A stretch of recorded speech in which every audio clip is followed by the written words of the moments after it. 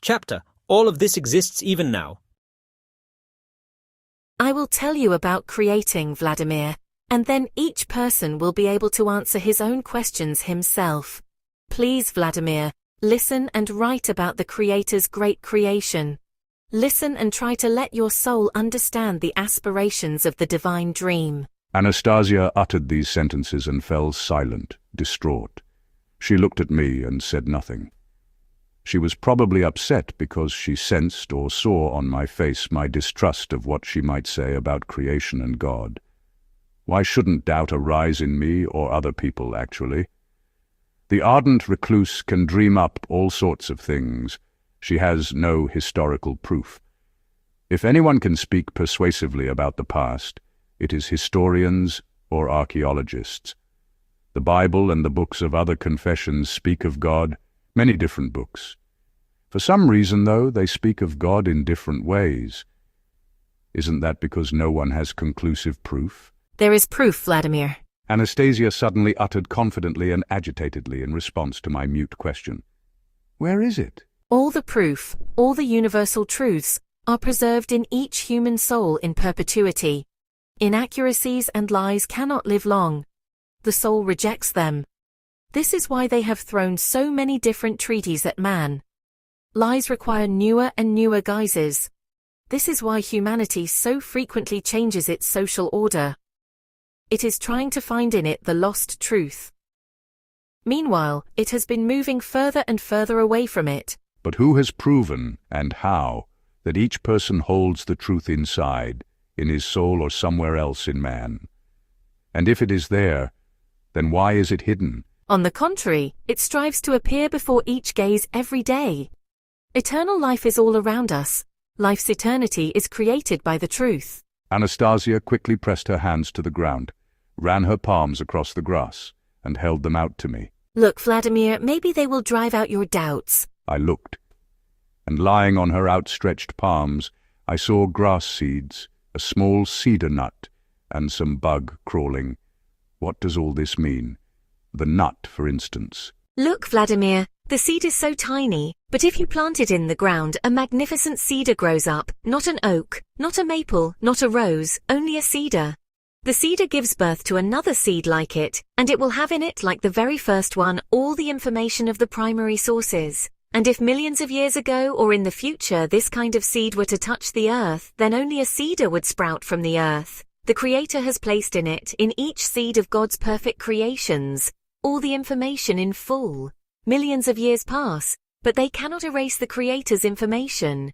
And man, the supreme creation, was given everything by the Creator at the moment of his creation. The Father, inspired by the great dream, has placed all truths and all future achievements in his favorite offspring. So how are we to get hold of this truth in the end from somewhere there inside us, our kidneys, heart, or brain?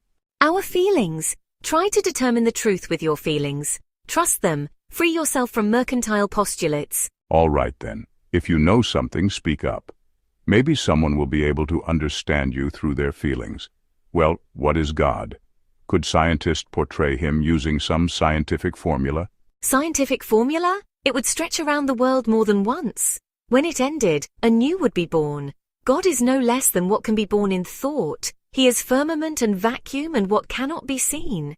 There is no point trying to understand him with your intellect. You can squeeze all the formulas of earth, all the information of the universe in the small seed of your soul, and turn them into feelings, or let them be revealed to your feelings. But what should I feel? Speak more simply, specifically, clearly. Oh my God, help me create a worthy image just out of present-day phrases. There, you see? Now there aren't enough words. You should first read a proper dictionary. It has all the words spoken in life. All of today's. But a modern book does not have the words your forefathers spoke about God. You mean Old Church Slavonic words? Even earlier. Before Old Church Slavonic writing, there was a way for people to pass on their thoughts to their descendants. What are you talking about, Anastasia? Everyone knows that the normal script came from 2 Orthodox monks. Their names? I've forgotten their names. Cyril and Methodius, is that perhaps what you meant? Well, yes, they created script after all. It would be more accurate to say they changed the script of our fathers and mothers. How did they change it? By decree. So the Slavs' culture would be forgotten forever. The remains of the knowledge of the primary sources left human memory, and a new culture was born, so that the nations would obey other priests. What does a script and a new culture have to do with this? When children today are taught to write and speak in a foreign language, but are forbidden to speak in their current one. Tell me, Vladimir, what would your grandchildren learn about the present day? It is easy to suggest new sciences to those deprived of knowledge about the past by treating those sciences as significant. You can say anything you like to them about their parents. The language is gone, and with it the culture. Such was the calculation. But those who set themselves this goal did not know that the truth shoot remains forever in the human soul. Invisible. It needs only a drop of dew, and it will grow and gain strength. Look, Vladimir. Please, take my words and feel what is behind them. Anastasia spoke, first slowly pronouncing her words, then quickly rapping out entire sentences, then suddenly falling silent for a moment, stopping for a moment's thought, and plucked sentences, strange for our speech, as if out of thin air. Sometimes, suddenly, she would weave words I did not know into her speech.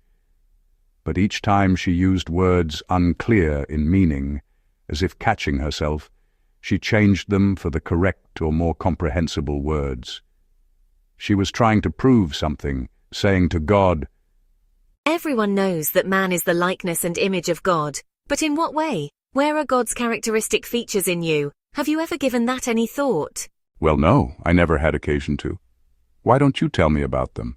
When the weary person goes to bed after the cares of the day, when he stops feeling his relaxed body, his second eye, the set of invisible energies, partially leaves his body. In that instant, earthly boundaries do not exist for them. For them, there is neither time nor distance. Your consciousness, in less than an instant, overcomes any limit of the universe. The set of feelings, senses, and analyzes past or future events, fits them to the present day and dreams. All this speaks to the fact that man does not sense the vast universe just with his flesh. His God-given thought creates. Only human thought is capable of creating other worlds, or of changing what has been created. Sometimes man cries out in his sleep, frightened by something. The set of his feelings, freed from earthly cares and what was done in the past or future, frightens him. Sometimes man creates in his sleep. His creations strive slowly or quickly to be embodied in earthly existence. Whether it is embodied in an ugly form or radiates harmony depends at least partly on the extent to which inspiration has entered its creation, how precisely and specifically all its aspects are accounted for at the moment of creation, and the extent to which inspiration strengthens his divine eye.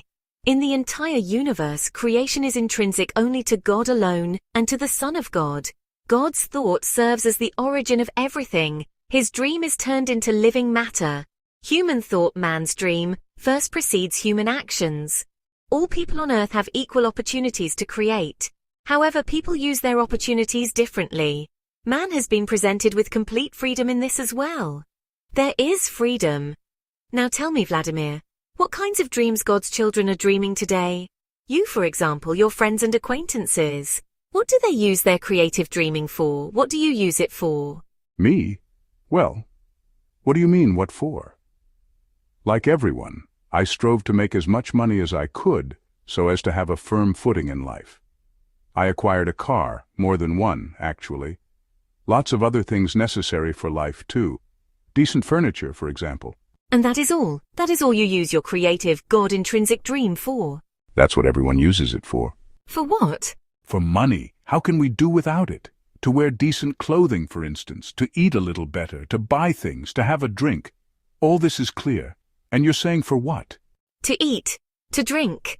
Vladimir, you must understand, all this was given to everyone from the beginning, in abundance. It was? Where did it go then? Where do you think? I just think their original clothing became tattered, it wore out, and the people ate up all the first food long ago. Times are different now. There is another fashion for clothing, and our taste in food have changed. Vladimir, God gave his Son incorruptible clothing and supplies of food that could never run out. And where is this everything now? All of this has been preserved. Even now it exists. Tell me where. How can I see the caches where so many reserves have been preserved to this day? You're about to. Only look with your feelings. Only with your feelings can you know the essence of the divine dream's creation. End of chapter. Join us for the next segment of Co-Creation, Book 4 of the Ringing Cedars series, The Beginning of Creation.